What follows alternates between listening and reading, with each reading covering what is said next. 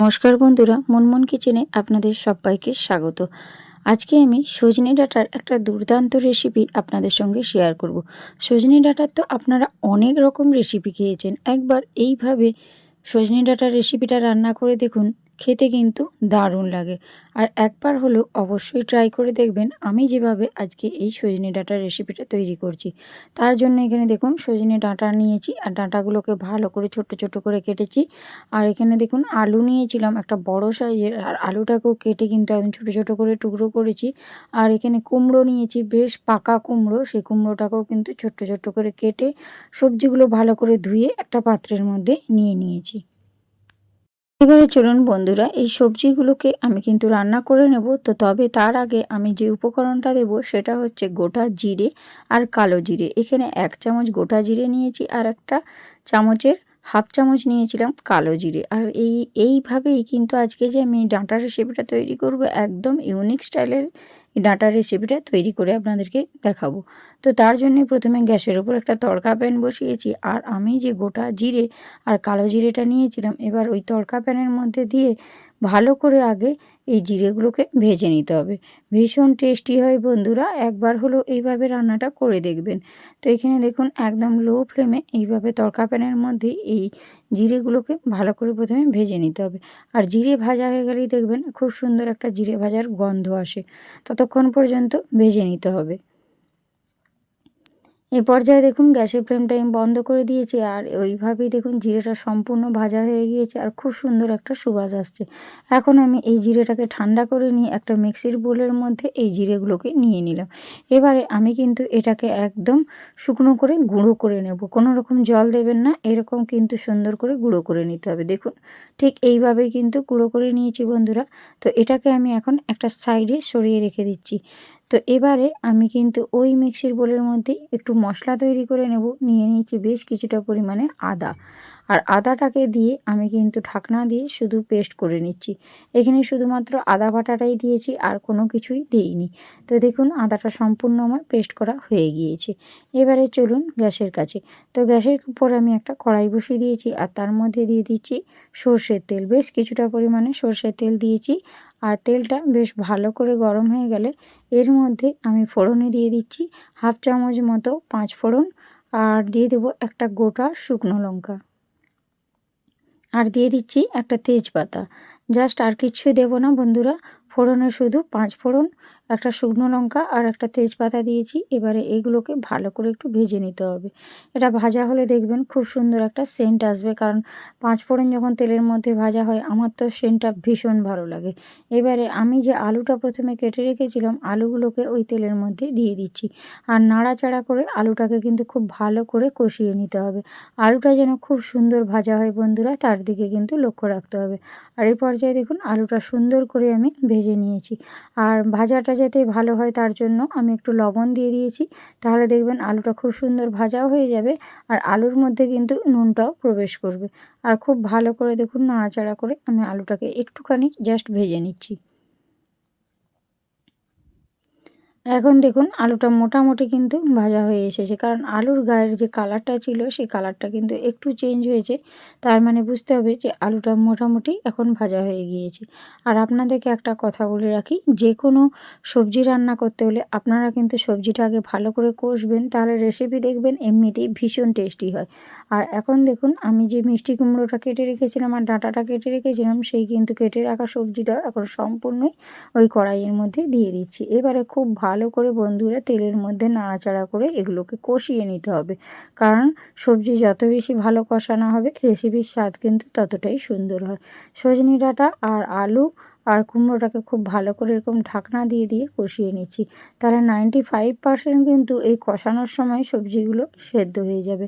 তার জন্য গ্যাসের ফ্লেমটা একটু লো টু মিডিয়াম ফ্লেমে রেখে আগে সবজিগুলো নাড়াচাড়া করে ভেজে নিতে হবে। আর আমি যেহেতু আলু যখন ভাজছিলাম তখন একটু লবণ দিয়ে রেখেছি, তার জন্য কিন্তু এখন কোনো রকম আর লবণ দিচ্ছি না। শুধুমাত্র আমি ঢাকনা দিয়ে দিয়ে এইভাবে নাড়াচাড়া করে সবজিগুলোকে ভেজে নিচ্ছি। এতে দেখবেন সবজিটা কিন্তু অনেকটাই সুসেদ্ধ হয়ে যায়। আমি বারকে বার এভাবে দেখুন ঢাকনা দিয়ে দিয়ে কিন্তু সবজিটা খুব ভালো করে কষিয়ে নিয়েছি। আর কষানো হওয়ার সাথে সাথে দেখুন সবজির মধ্যে যে কালারটা ছিল সেই কালারটা অনেকটা চেঞ্জ হয়েছে। অর্থাৎ ডাঁটার মধ্যে যে একটা সবুজ ভাব ছিল সেই ভাবটাও কিন্তু অনেকটা কমে গিয়েছে। আর এইভাবেই কিন্তু বারকে বার আমি ঢাকনা দিয়ে দিয়ে কিন্তু কষিয়ে রান্নাটা করছি। আপনারাও ঠিক সেইভাবেই রান্নাটা করবেন। তার জন্যই কিন্তু আমি এইভাবেই আপনাদেরকে রান্না করে দেখিয়ে দিচ্ছি, যাতে কিভাবে এই ডাঁটার তরকারিটা টেস্টি বানানো যায়। তাও কোনো রকম বেশি উপকরণ নয়, সামান্য একটু উপকরণ দিয়ে নিরামিষভাবে, সম্পূর্ণ নিরামিষভাবে আজকের এই ডাঁটার রেসিপিটা তৈরি করছি। এখানে দেখুন একটু দিয়ে দিলাম পরিমাণ মতো হলুদের গুঁড়ো। আর এখন আমি এর মধ্যে দিয়ে দেব ধনিয়া গুঁড়ো হাফ চামচের মতো। আর এর মধ্যে এখন দিয়ে দিচ্ছি বেশ কিছুটা পরিমাণে লঙ্কার গুঁড়ো, মানে খুবই সামান্য অল্প, যেহেতু আমি ফোড়নে শুকনো লঙ্কা দিয়েছি তার জন্য আমি কিন্তু লঙ্কার গুঁড়োটা খুব অল্প দিলাম। ঝালটা আপনারা আপনাদের প্রয়োজন মতো দিয়ে দেবেন। আর এখানে যে আদাটা আমি বেটে রেখেছিলাম সেই আদা বাটাটাও এখন দিয়ে দিলাম। সমস্ত গুঁড়ো মশলা আর আদা বাটাটা দিয়ে খুব ভালো করে এবার সবজিটাকে কষিয়ে নেওয়ার পালা। তো এবারে যাতে আদার কাঁচা গন্ধটা চলে যায় ততক্ষণ পর্যন্ত সবজিটাকে এইভাবেই আমি নাড়াচাড়া করে কষিয়ে নেব। এবারে মিক্সির বোলটা ধুয়ে আমি কিন্তু একটু জল এখন দিয়ে দিলাম, তাহলে আমার সবজিটার সঙ্গে মশলাটা কষতে সুবিধে হবে, তলায় কিন্তু লেগে যাবে না আর পুড়েও যাবে না। এবারে আবারও কিন্তু আমি এইভাবে ঢাকনা দিয়ে দিলাম। আর ঢাকনা দিয়ে গ্যাসের ফ্লেমটা একদম লো ফ্লেমে করে আমি কিন্তু আবারও কষিয়ে নিলাম। আর এইভাবে দেখুন কষাতে কষাতে সবজিটা কিন্তু অনেকটাই সুসেদ্ধ হয়ে গিয়েছে। আর এইভাবে দেখুন এখন যে আদাটা দিয়েছিলাম, আদার একটা যে কাঁচা গন্ধ ছিল সেটাও কিন্তু মোটামুটি চলে গিয়েছে। আর এই পর্যায়ে দেখুন এখন আমি আর বেশি কষাবো না, মোটামুটি দেখুন তেল ছাড়তে শুরু করে দিয়েছে। যতক্ষণ না এই মশলাটা থেকে তেল ছাড়ছে ততক্ষণ আমি কষাচ্ছিলাম। তো এখন দেখুন মশলা থেকে কিন্তু অনেকটাই তেল ছেড়ে দিয়েছে, একদম ভাজা ভাজা কিন্তু হয়ে গিয়েছে। এবারে এখন আমি এর মধ্যে অ্যাড করে দেবো হাফ বাটি মতো জল। এর থেকে কিন্তু আর একদম বেশি জল দেব না, কারণ যেহেতু সম্পূর্ণ রেসিপিটা আমি এভাবে ঢাকনা দিয়ে দিয়ে করেছি তার জন্য সবজিটা কিন্তু অনেকটাই সুসেদ্ধ হয়ে গিয়েছে। আর শুধু 2 থেকে 3 মিনিট একটু হাফ বাটি জল দিয়ে কুক করে নিলেই কিন্তু এটা ভালো করে সেদ্ধ হয়ে যাবে। এ পর্যায়ে দেখুন জলটা কিন্তু একটু একটু ফুটতে শুরু করেছে। এখন আমি ওই ঢাকনা দিয়ে দিচ্ছি, দিয়ে 5 মিনিট রান্নাটা করে নেব। তো 5 মিনিট পর ফিরে আসছি। দেখুন যে পরিমাণ জলটা ছিল অনেকটাই কিন্তু কমে গিয়েছে। আর বাকি যে জলটা আছে ওটা কিন্তু নাড়াচাড়া করতে করতে সুন্দরভাবে কমেও যাবে। আর এখন দেখুন সবজির আলুটা একটু কেটে দেখে নিলাম, খুব সুন্দর একটু সেদ্ধ হয়ে গিয়েছে। দেখুন প্রত্যেকটা সবজি কিন্তু সুন্দরভাবে সেদ্ধ হয়েছে। এবারে এটাকে নাড়াচাড়া করে নিচ্ছি। আর এর মধ্যে একটা সিক্রেট উপকরণ দেওয়ার বাকি রয়েছে, অবশ্যই ভিডিওটা শেষ পর্যন্ত দেখুন, তাহলে কিন্তু বুঝতে পারবেন, যার জন্য এই সজনে ডাঁটার রেসিপিটার স্বাদ দ্বিগুণ হয়ে যাবে। আমি সবার শেষে দিয়ে দিলাম একটু বেশ কিছুটা পরিমাণে কাঁচা সর্ষের তেল। আর কাঁচা সর্ষের তেলটা দিয়ে ভালো করে নাড়াচাড়া করে একটু 2 থেকে 3 মিনিট মতো কুক করে নেব। তো এবারে আমি যে মশলাটা গুঁড়িয়ে রেখেছিলাম সেই মশলাটা কিন্তু দিয়ে দেওয়ার পালা। এবারে আমি দেখুন যে মশলাটা তৈরি করেছিলাম সেখান থেকে আমি মশলা 1 চামচ নিয়ে ওপর থেকে এইভাবে ছড়িয়ে দিলাম, আবারও 1 চামচ দিয়ে দিলাম। আমি কিন্তু সম্পূর্ণ মশলাটা দেইনি, কারণ ওটা আমার অন্য কোনো রেসিপি তৈরির সময় কাজে লেগে যাবে, এতটা কিন্তু দেওয়ার দরকার নেই। তার জন্যই আমি এখান থেকে 2 চামচ মতো দিয়েছি। দিয়ে ভালো করে দেখুন নাড়াচাড়া করে নিচ্ছি। এর মধ্যে যে এক্সট্রা জলটা রয়েছে সেটাও কিন্তু অনেকটাই কমে গিয়েছে।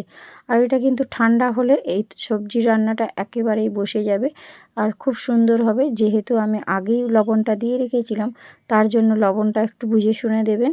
একটু সামান্য অল্প লবণ লাগতো, তার জন্য সেটাও দিয়ে দিলাম।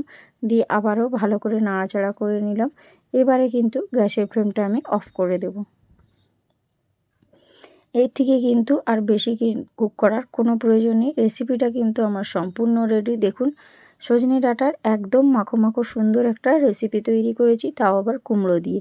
একবার হলো এইভাবে রান্না করবেন, সম্পূর্ণ নিরামিষ। আর নিরামিষের দিনে এইরকম একটা ডাঁটার রেসিপি থাকলে 1 থালা ভাত কিন্তু নিমেষেই খাওয়া হয়ে যাবে, শুধুমাত্র এই সবজিটা দিয়েই। তো দেখুন বন্ধুরা, দেখতে কতটা লোভনীয় হয়েছে। তো কার কার আমার এই আজকের ডাটার রেসিপিটা ভালো লাগলো অবশ্যই লাইক কমেন্ট করে জানাবেন। আর আজকের এই ডাটার রেসিপিটা যদি ভালো লাগে বন্ধুদের মধ্যে অবশ্যই শেয়ার করে দেবেন, প্রচুর প্রচুর শেয়ার করে দেবেন। তো আজকে আমি ভিডিওটা এখানেই শেষ করব। দেখা হচ্ছে নেক্সট রেসিপির সঙ্গে। তো আজকে আসি, টাটা বাই বাই, সুস্থ থাকবেন, ভালো থাকবেন।